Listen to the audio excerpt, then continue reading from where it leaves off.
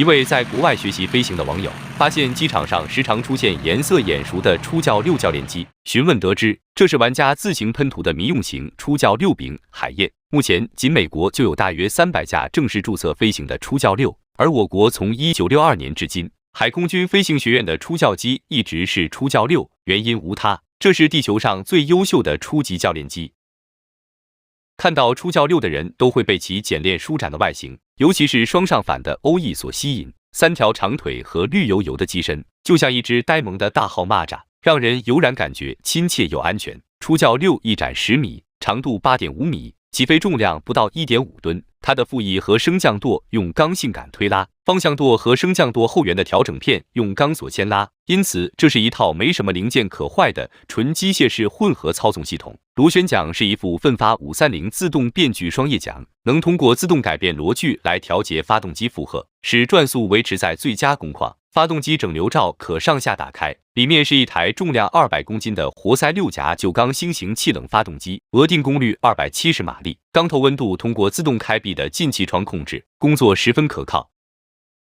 虽然这是1962年服役的教练机，但它稳定和操控性均衡，既听话又没有脾气。由于采用7度上反的欧翼，在遇到侧风而倾斜侧滑时，外翼段具有很大的升力差推动机身回正，这让初教6具有良好的横侧镜稳定性。同时，螺旋桨拉力线几乎穿过重心，对机身的俯仰扰动很小，即使松开杆舵也能平稳飞行。同时，副翼和重心3点一线，具有较大的力耦举，导致该机压杆的杆力很轻，并且轻侧响应准确及时。而被螺旋桨滑流覆盖的水平尾翼也具有很高的舵效，俯仰响应同样随叫随到，并且操纵赶回中时，飞机还能保持住当前姿态飞行，感觉它既像沉稳的塞斯纳，又像灵活的 TA-152 战斗机。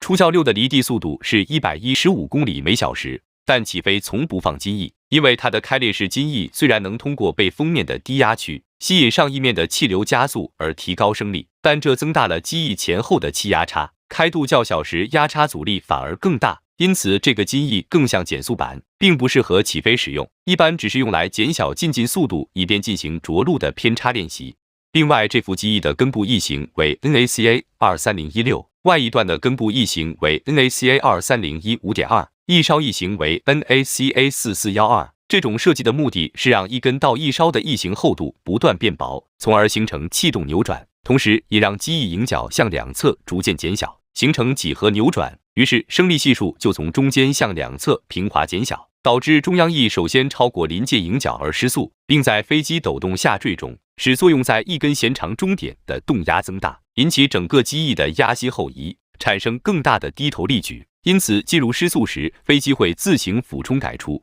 而低于每小时125公里的最低允许速度时，轻微向后带杆并蹬左舵，就能让初教6进入失速螺旋。此时它绕着自己的3轴旋转，学员要先看好地上的河流等标志物，然后在天旋地转中等待标志物出现，只要出现2次，就让操纵杆、方向舵和油门3中立。这时飞机失去了方向舵的扰动，会被外翼段的回正力矩和后移的压心推动，停止旋转并俯冲加速，自动改出螺旋。当然，反舵推杆会让飞机更快改出，这就是初教6必练的双圈左螺旋科目。此外，优良的低空性能还能让它完成横八字、阴麦慢、翻跟头等20多种特技动作。初教6迄今已累计了约1000万飞行小时，却没有因设计或生产缺陷造成过任何重大事故。这并不是因为它不在空中出故障，历史上发生过多次螺旋桨射桨丢失、空中停车等意外，但初教6不放起落架的滑翔比是 9.6， 放下起落架的滑翔比是 8.8， 也就是无动力的初教6比一般的滑翔伞更能滑翔。只要保持在每小时150公里的有力飞行速度，它就是一架可利用平坦的中央翼安全迫降的滑翔机，因此又被誉为最安全的教练机，绰号叫做飞不死。